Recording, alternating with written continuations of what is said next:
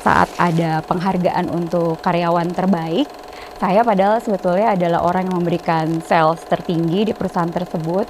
Terus kalau manajer saya tuh butuh report buat direktur-direktur, itu saya yang bikin.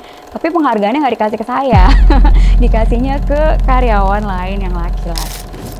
Sangat amat dibutuhkan untuk nurturing dan juga empathy. Karena di saat aku mau menggerakkan timku, aku harus paham dulu mereka itu sebenarnya orangnya seperti apa sih gitu kan. Dan itu mungkin sifat yang lebih dominan di perempuan. Walaupun ya khusus untuk diundang menjadi pembicara, mereka memberikan perlakuan yang kurang menyenangkan. Misalnya mereka imply kalau saya bukan native speaker gitu. Misalnya waktunya diberikan 30 menit, tiba-tiba mereka potong menjadi 20 menit seperti itu.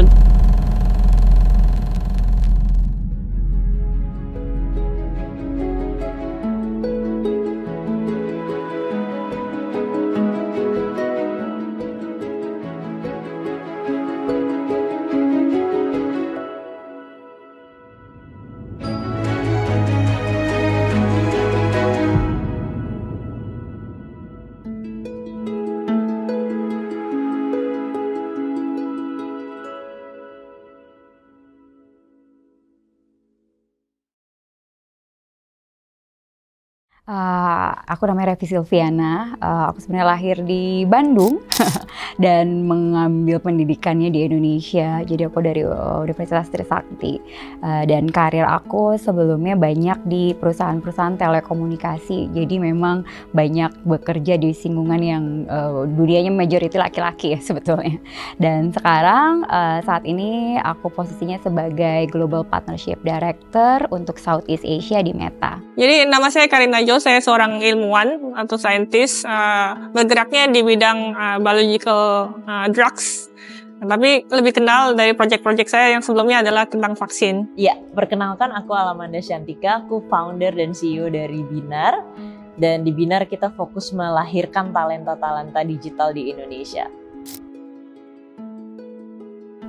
Terkadang kendala perempuan di saat kita ada di lingkungan yang majority laki-laki itu adalah bagaimana kita bisa membangun networking dan membangun connection. Itu adalah salah satu challenge kita gitu. Gak semua mungkin lingkungan bisa paham apa sih cara-cara yang nyaman buat perempuan. Jadi aku sempet learn the hard way gitu, karena di awal-awal karir aku mikir bahwa kayaknya sebenarnya yang penting tuh asal kita perform, kita udah punya achievement, ya udah karir kita akan baik-baik aja. Tetapi kan sebenarnya realitanya itu adalah tentang membangun network, tentang membangun trust gitu kan ya, tentang teamwork dan sebagainya. Nah waktu itu karena majority laki-laki, sebenarnya kan cara buat bisa membangun connection adalah melalui social connection juga, dimana kadang-kadang itu after office dan sebagainya. Nah cuman karena tadi majority laki-laki kegiatannya tuh mereka kayak renang gitu kan ya, biliar, yang sebenarnya sih mungkin wajar-wajar aja. Tapi kalau misalnya semua laki-laki dan saya satu-satunya perempuan, mungkin nggak terlalu nyaman untuk join gitu kan ya. Nah unfortunately impactnya adalah karena saya tidak mungkin memiliki oportunitas untuk membangun koneksi itu. Saat ada penghargaan untuk karyawan terbaik, saya padahal sebetulnya adalah orang yang memberikan sales tertinggi di perusahaan tersebut. Terus kalau manajer saya tuh butuh report buat direktur-direktur, itu saya yang bikin. Tapi penghargaannya nggak dikasih ke saya, dikasihnya ke karyawan lain yang laki-laki. Which is fine, orang ini juga pasti tentu punya prestasi. Tapi waktu saya challenge balik ke atasan saya gitu, dan saya mengharapkan bisa dikasih constructive feedback, apa sih sebetulnya yang saya perlu improve untuk menjadi karyawan terbaik, but turn out nggak ada clear answer gitu. Jawabannya lebih kayak, karena saya tadi challenge dengan berbagai macam data dan fakta, ya sebutannya adalah karena itu adalah hak saya sebagai manajer untuk menunjuk siapa yang jadi karyawan terbaik. So I feel it's kind of like a bit of discrimination juga gitu. Cerita lain adalah saat meniti karir nih, udah mulai jadi manajer gitu kan ya. Kita kan kalau jadi manajer sering pindah-pindah divisi tuh. Nah tadi karena banyak majority laki-laki, itu pas lagi saya dipindahin jadi general manager di salah satu divisi, itu ternyata pas diumumin itu yang karyawan laki-laki tuh pada berdiri semua dan nggak menerima gitu loh saya untuk bisa menjadi general manager mereka. Ya alasannya karena ya mungkin ya stigma bahwa ya kok laki-laki mungkin masih nggak nyaman dipimpin oleh perempuan dan sebagainya. Ya, karena saya sering lebih bekerja di luar, kadang-kadang mendapatkan diskriminasi juga. Ya, terutama kayak triple combo kan, karena saya wanita dari Asia dan saya juga tergolong masih muda dibandingkan dengan ilmuwan yang lain di taraf itu. Ya, kadang-kadang saya mendapatkan perlakuan yang tidak adil menurut saya, karena mereka mungkin belum mengerti dengan pekerjaan saya, apa yang sudah saya lakukan. Ya, mungkin kalau saya diundang sebagai pembicara, invited speaker, walaupun ya khusus untuk diundang menjadi pembicara, mereka memberikan perlakuan yang kurang menyenangkan. Misalnya, mereka imply kalau saya bukan native speaker gitu. Walaupun saya biasa berbicara bahasa Inggris. Dan juga kalau misalnya waktunya diberikan 30 menit, tiba-tiba mereka potong jadi 20 menit seperti itu. Dan saya sering bertemu dengan para wanita yang sudah bekerja di luar walaupun di dalam dengan memiliki posisi yang tinggi, tetapi mereka termnya gitu, atau istilahnya mereka memiliki imposter syndrome gitu. Walaupun mereka sudah mencapai sesuatu, tapi mereka masih meragukan diri sendiri. Apakah mereka pantas berada di posisi itu? Saya selalu bilang, ya lihatlah prestasi yang kalian kerjakan untuk mendapatkan posisi itu. Menurut saya mereka pantas menjadi posisi itu. Karena feminis juga berkaitan dengan bagaimana cara kita approach satu problem. Mereka karena lebih memakai feeling. Tapi jadi arah-arah sosial, mereka bisa memakai itu sebagai kekuatan. Jadi mereka menggunakan itu sebagai metode untuk menyelesaikan suatu masalah di sosial. Begitu. Mungkin lebih ke arah ilmu sosial. Tapi mungkin ke arah empati ya. Empati yang kita butuhkan untuk mengerti manusia yang lain.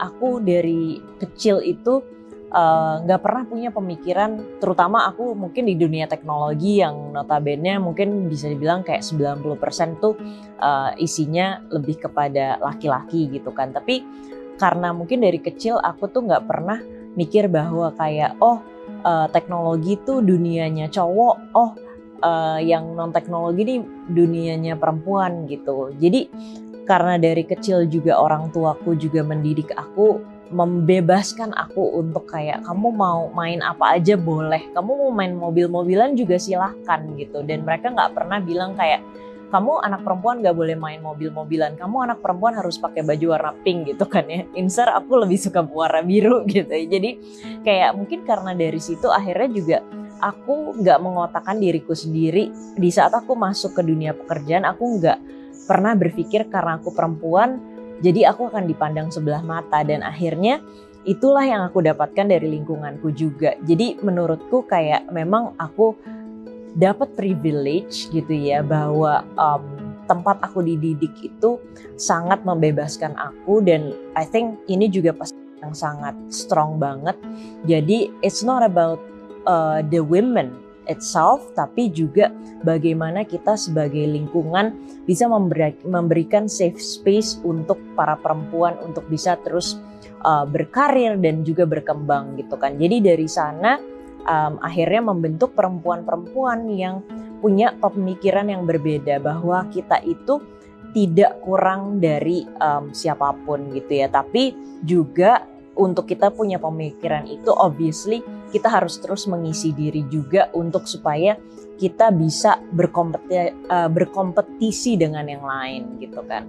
Iya, mungkin aku ngelihatnya dari tim-timku ya, yang dulu waktu aku benar-benar masih fokusnya di tim teknologi banget gitu ya, dimana kayak banyak yang kalau mau dinaikin jadi leader ada kayak confidence-nya kurang gitu, kayak masih banyak mempertanyakan apakah aku bisa atau enggak gitu ya. Jadi mungkin itu yang harus kita punya gitu, gimana kita bisa lebih confidence lagi. Dan kadang-kadang juga kita tuh punya pemikiran sendiri, karena aku perempuan aku jadi nggak dilihat orang lain. Balik lagi, menurutku semua itu ada di dalam diri kita gitu. Jadi gimana supaya kita bisa lebih balik lagi mengisi diri kita untuk merasa bisa complete, sehingga kita bisa kayak keluarnya tuh juga lebih pede lah gitu kurang lebihnya. akhirnya aku melihat bahwa ya mungkin bukan lebih dari sisi rentan waktu, tapi saat lebih banyak figur-figur female leader di kisaran kita. Karena saat kita punya banyak peers perempuan, atau kita mungkin justru report kepada seorang perempuan, kita punya mentor perempuan di kantor, itu tensionnya jauh lebih mungkin nggak sebanyak kalau misalkan kita tidak memiliki supporting system seperti itu. Karena ya realitanya ya women support each other is real gitu. Jadi dan pimpinan-pimpinan perempuan itu mungkin juga bisa punya empati dan kayak intuisi yang lebih tinggi. Sebenarnya perempuan-perempuan di sekitar dia atau karyawan-karyawan perempuan di lingkungannya itu perlu supportnya apa secara lebih tepat. Jadi saat kita punya female leader, saya ngelihat bahwa opportunity buat perempuan di lingkungan itu lebih maju tuh jauh lebih tinggi. Menurut aku sih ada mungkin 3 layer ya yang bisa mempengaruhi hal tersebut. Yang pertama, layer dari lingkungan sekitarnya gitu. Kalau memang lingkungan sekitarnya itu tidak bisa membangun suatu sistem diversity yang sehat, yang inklusif gitu ya, yang juga meng-call out kalau ada diskriminasi, tidak meng-encourage perempuan untuk speak up, atau tidak meng-acknowledge saat perempuan itu berprestasi, itu udah jadi salah satu faktor. Yang kedua, lingkungan dekatnya dia itu sendiri, si keluarga, dengan tuntutan-tuntutan yang mungkin kayak tadi ada beberapa yang dengan norma-norma masih sosial yang beranggapnya perempuan perannya mungkin masih di rumah gitu, terus tuntutan bahwa peran ini hanya bisa dilakukan oleh perempuan, bukan berbagi peran dan sebagainya. Nah, faktor yang ketiga baru dari diri sendiri ya gitu. Nah, kalau faktor dari diri sendiri ini menurut aku yang paling berat, karena sebenarnya main drivernya harus dari sisi diri sendiri dulu untuk punya objektif dan confidence untuk terus mendobrak nih stigma-stigma dan juga challenge-challenge dari hal-hal dari lingkungannya dan juga dari keluarganya dan sebagainya. Ya, tentu saja secara individu dan sistemik ya di pekerjaan biasanya kan. Biasanya kalau saya join suatu riset group, ya saya punya ide sendiri, tapi mereka sudah memiliki idenya sendiri yang sudah dikembangkan berpuluh-puluh tahun. Tapi saya datang dari luar untuk memperbarui dan mengembangkan dengan teknologi dan approach yang baru, jadi pendekatan yang baru. Jadi mungkin mereka agak susah menerima itu karena mereka sudah terbiasa dengan cara mereka sendiri. Tapi saya di sana untuk memberikan inovasi yang baru. Jadi mungkin ada sedikit resisten dari mereka karena mungkin mereka bilang siapa kamu kan. Mereka sudah di sana mungkin 10-20 tahun. Tapi saya tetap mengkomunikasikan cara saya dengan sistematis dan logis. Saya jelaskan kepada mereka, saya melakukan ini karena hal ini. Jadi sesuai dengan fakta dan scientific, ilmiah. Ya, walaupun mereka tidak terima di awalnya, tetapi mereka juga punya tujuan untuk mengembangkan diri mereka sendiri. Walaupun mereka agak resisten di depannya, tetapi setelah melihat hasilnya, ya mereka mulai membuka diri. Ternyata caranya benar. Prinsipnya kalau mau mencapai sesuatu di luar negeri, kita harus outspoken, ya. Kita harus minta yang kita mau. Jadi kesempatannya itu tidak akan diberikan secara cuma-cuma gitu. Kita harus menunjukkan apa yang kita kerjakan dan kita harus memiliki skill yang cukup untuk itu. Ya, tidak semua orang akan berada di posisi itu kalau tidak memiliki kemampuan, karena pasti akan nanti tereliminasi. Feminitas bisa menjadi power. Kita nggak perlu menekan sifat dasar kita ya. Kalau gitu feminim ya nggak masalah feminim. Sebenarnya berkompetisi juga salah satu trait atau karakter dari feminim juga kan. Nggak masalah, kita nggak perlu harus menjadi maskulin seperti menjadi pria. Tapi yang kita butuhkan untuk mencapai sukses itu adalah ya tetap saja ketekunan, grit gitu kan, dan fokus. Ya nggak masalah kalau kita memiliki sifat dasar karakter sebagai feminin gitu. Sebenarnya kalau kita ngomongin misalnya perempuan nggak punya sense of competition gitu ya, aku nemuin perempuan-perempuan yang justru sense of competitionnya itu tinggi banget gitu ya. Jadi nggak bisa semuanya di generalisir gitu, tapi balik lagi memang ada sifat-sifat feminim yang lebih dominan di perempuan, ada sifat-sifat maskulin yang dominan memang di laki-laki gitu ya. Menurut aku kayak bagaimana kita bisa lebih conscious, artinya kita bisa lebih sadar di mana aku harus menempatkan diriku.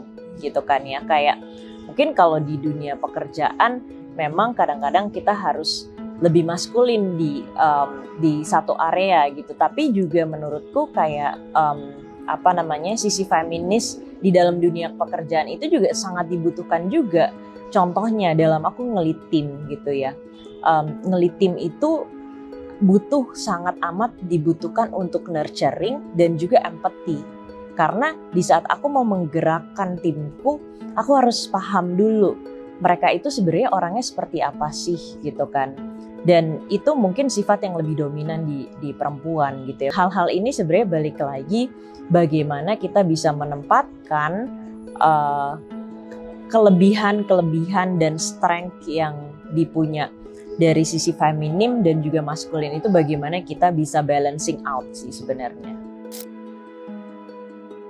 Saat perempuan itu memiliki peran lebih gitu ataupun dia ikut berkontribusi secara ekonomi, itu secara ekonomik sosial itu growth-nya justru jadi jauh lebih tinggi. Karena saat perempuan itu berhasil atau menghasilkan, dia not only care about herself, tapi he also care about her family, about her environment, sehingga akhirnya kita bisa misalkan menghasilkan generasi yang lebih baik dengan memberikan edukasi yang mungkin lebih tinggi, ya kan? Terus kemudian juga keluarga lebih bahagia secara sosial gitu, dari sisi kesehatan lebih terjamin dan sebagainya. Jadi biasanya itu pastinya the snowball effect dari perempuan yang menghasilkan itu akan jadi membawa dampak yang secara lebih positif. Dan yang at the end sebenarnya yang paling penting adalah saat kita produktif, I feel that I'm happier.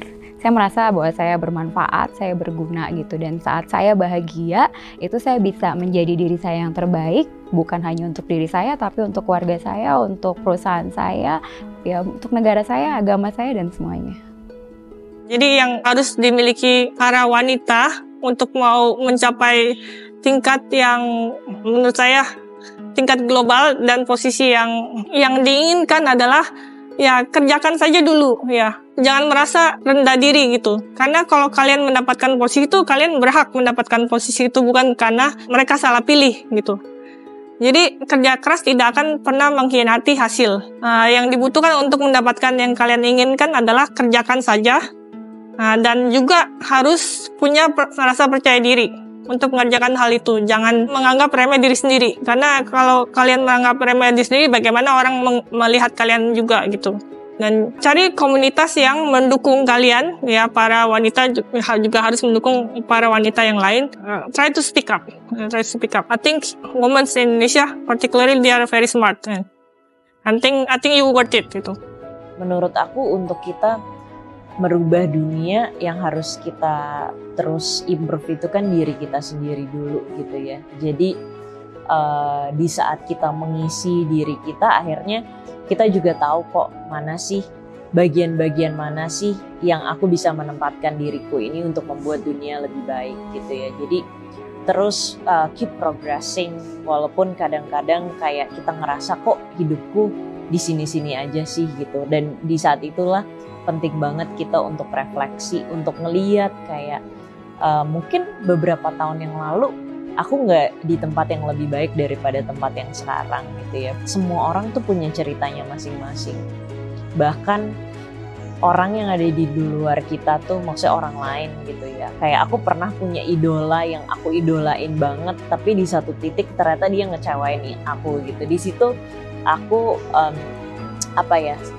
baru menyadari ternyata cerita hidup di dalam diri kita ini tuh sebenarnya udah banyak banget yang bisa kita pelajari gitu ya. Jadi kayak cari pembelajaran itu dari hidup kita sendiri, karena hidup kita sendiri itu bisa banyak banget ngasih kita pembelajaran untuk pada akhirnya dari pembelajaran itu kita bisa berikan ke dunia.